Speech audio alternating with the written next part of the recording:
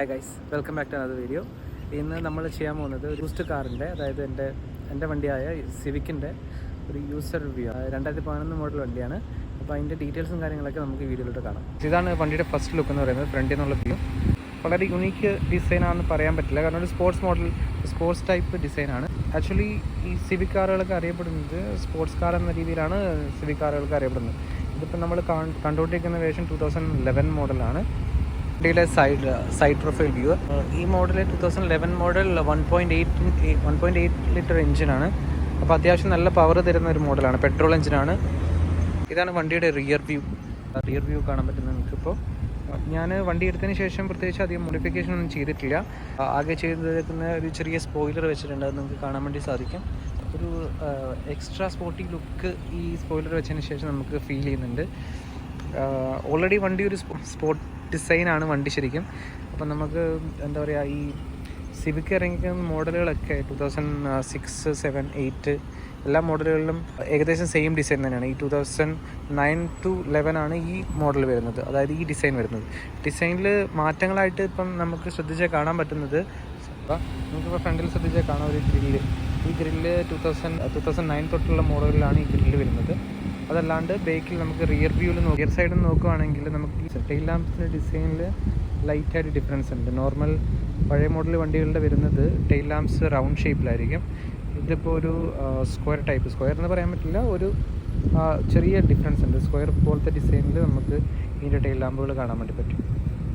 പിന്നെ exhaust pipe നിങ്ങൾക്ക് ശ്രദ്ധിച്ചാൽ കാണാം, 2 എക്സോസ്റ്റ് പൈപ്പാണ് വരുന്നത്.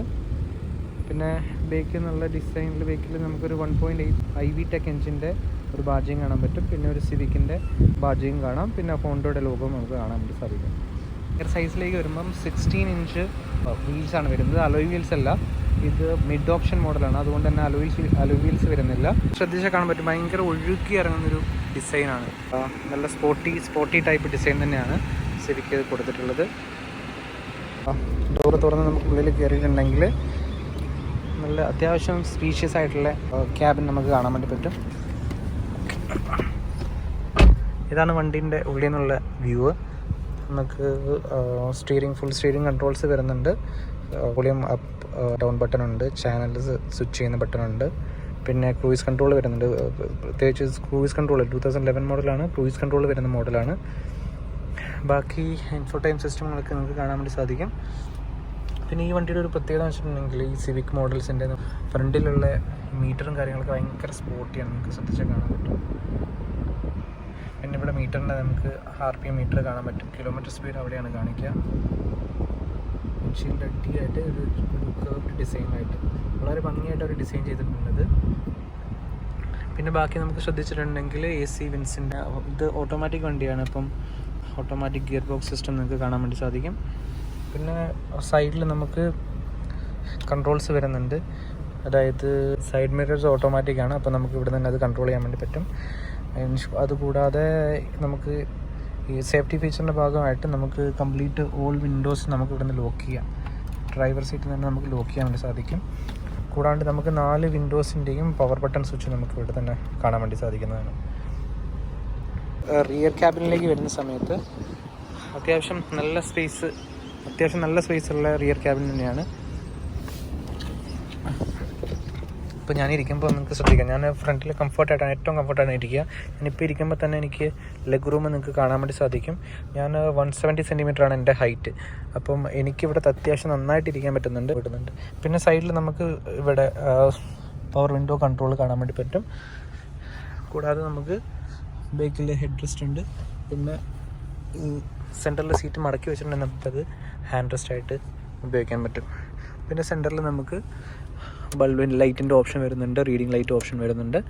പിന്നെ ഇതിനെ ഒരു പോരാമയായിട്ട് നമുക്ക് പറയുകയാണെങ്കിൽ നമുക്ക് പറയാം, ബേക്കിൽ AC വിൻഡോസ് ആയിട്ട് ബേക്കിൽ വരുന്നില്ല. അപ്പം നമുക്ക് ഫ്രണ്ടിലെ AC നമുക്ക് യൂസായിട്ട് കിട്ടുള്ളൂ ബേക്കിലിരിക്കുന്ന പാസഞ്ചേഴ്സിനും. പിന്നെ ഇതിൻ്റെ കൂടാണ്ട് പറയേണ്ടത് അത്യാവശ്യം അടിപൊളിയായിട്ടുള്ള ഇൻഫോടൈം സിസ്റ്റം ഉദ്ദേശിച്ചത് സ്പീക്കേഴ്സാണ് ഞാൻ ഉദ്ദേശിച്ചത്. ബാക്കി ഇൻഫോടൈം സിസ്റ്റം നമുക്ക് നോക്കിയാൽ കാണാം, നോർമലാണ്. പക്ഷേ സ്പീക്കർ സിസ്റ്റം അടിപൊളിയാണ്, ഇൻബിൽട്ടായിട്ട് വരുന്നതാണ്. പക്ഷെ അടിപൊളി ക്വാളിറ്റിയാണ് സൗണ്ട്സും കാര്യങ്ങളൊക്കെ. പറ്റുന്ന ഈ സ്പോയിലേഴ്സ് ആഫ്റ്റർ മാർക്ക് സ്പോയിലേഴ്സാണ്. അപ്പം ഞാനിത് പർച്ചേസ് ചെയ്തത് ഓൾമോസ്റ്റ് 150 ദിർഹംസ് കൊടുത്തിട്ടാണ്. നല്ല സ്പോർട്ടി ലുക്കാണ്. ഇതൊരു കാർബൺ ഫൈബർ ഡിപ്ഡ് ഡിസൈനാണ് വരുന്നത്. പക്ഷേ പ്ലാസ്റ്റിക് ആണ്, കാർബൺ ഫൈബർ അല്ല. പക്ഷേ നമുക്ക് ക്ലോസ് ലുക്കിൽ കാണാൻ പറ്റും കാർബൺ ഫൈബർ ഡിപ്ഡ് ഡിസൈനാണ് വരുന്നത്. ഇപ്പം നമുക്ക് കാണുന്നതാണ് വണ്ടിയുടെ എൻജിൻ ഭാഗം. 1.8 ലിറ്റർ IV-ടെക് എൻജിനാണ് വരുന്നത്. നന്നായിട്ട് അറേഞ്ച് ചെയ്തിട്ടുള്ളൊരു എൻജിൻ ക്യാബിനാണ് നമുക്ക് കാണാൻ പറ്റുക. നമുക്ക് ഒത്തിരി കൺജഷൻസ് ഫീൽ ചെയ്യില്ല, കാരണം എല്ലാം കറക്റ്റായിട്ട് അറേഞ്ച് ചെയ്ത് വെച്ചിട്ടുണ്ട്. വളരെ പ്രത്യേകിച്ച് എടുത്ത് പറയാനുള്ളത് ഇതിൻ്റെ ബിൽഡ് ക്വാളിറ്റിയാണ്. നമുക്ക് ഇതിൻ്റെ ഓരോ മെറ്റീരിയൽസും, അതായത് നമുക്ക് ഡോറൊക്കെ അടയ്ക്കുന്ന സമയത്ത് നമുക്ക് ആ കിട്ടുന്ന ഒരു കോൺഫിഡൻറ്റ്, ആ ഫീൽ ഉണ്ടല്ലോ, അത് നമുക്ക് അതിൻ്റെ ക്വാളിറ്റി എത്രത്തോളം ഉണ്ടെന്ന് നമുക്ക് മനസ്സിലാക്കാൻ പറ്റും. ഇതിന് പ്രത്യേകിച്ച് എടുത്ത് പറയേണ്ട ഒരു കാര്യമുണ്ട്. നമ്മുടെ ഫ്രണ്ടിലെ ഡോറ് തുറക്കുന്ന സമയത്ത് നമുക്ക് ഒത്തിരി വൈഡായിട്ട്, നമുക്ക് നല്ല വിശാലമായിട്ട് തുറക്കാൻ വേണ്ടി സാധിക്കും. അതുകൊണ്ട് നമുക്ക് എത്രത്തോളം സ്പേസ് കിട്ടിയെന്ന് നോക്കിയാൽ നമുക്ക് ഈസി ആയിട്ട് വണ്ടിയുടെ ഉള്ളിലേക്ക് കയറാൻ പറ്റുന്ന പോലത്തെ രീതിയിൽ നമുക്ക് ഫ്രണ്ടിലെ ഡോറ് വൈഡായിട്ട് തുറക്കാൻ പറ്റുന്നത് വളരെ ഹെൽപ്ഫുള്ളായിട്ടൊരു കാര്യമാണ്. ഒക്കെ ശ്രദ്ധിച്ചിട്ടുണ്ടെങ്കിൽ ഞാൻ പറഞ്ഞ വണ്ടിയുടെ ബിൽഡ് ക്വാളിറ്റി, അതായത് നമുക്ക് ഡോറൊക്കെ അടയ്ക്കുമ്പോൾ കിട്ടുന്നൊരു ഫീലിങ്സ്, ആ ഒരു കോൺഫിഡൻസ് നമുക്ക് ശ്രദ്ധിച്ചാൽ കാണാം. വണ്ടിയുടെ ഡോർ അടയ്ക്കുമ്പോൾ കിട്ടുന്നൊരു സൗണ്ട്, ആ ഒരു തിക്ക് സൗണ്ടാണ് നമുക്ക് ഡോറൊക്കെ അടയ്ക്കുമ്പോൾ. ജസ്റ്റ് വണ്ടി നമുക്ക് ഡ്രൈവ് ചെയ്ത് നോക്കാം.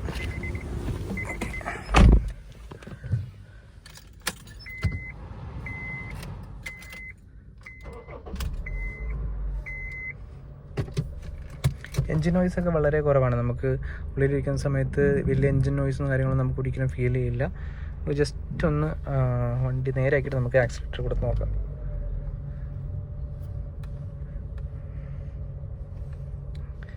ഓക്കെ, നമുക്കൊരു സ്ട്രെയിറ്റ് റോഡ് കിട്ടിയിട്ടുണ്ട്. നമുക്കിവിടെ ജസ്റ്റ് ഒന്ന് ആക്സിലേറ്റർ ചെയ്ത് നോക്കാം.